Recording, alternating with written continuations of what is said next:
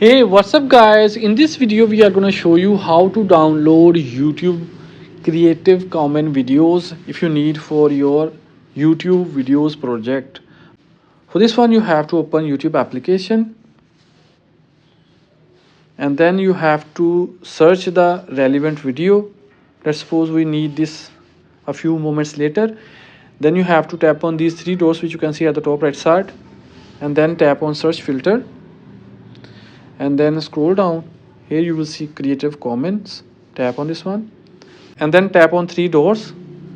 Tap on share, copy the link, minimize this one. Now you have to open any browser and then open google.com, search here,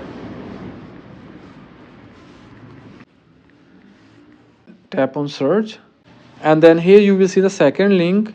Tap on it and then you will land here. Paste the link here, tap on download, and then here play button will appear. Tap on play and then here you will see save option. Tap on save, tap on download.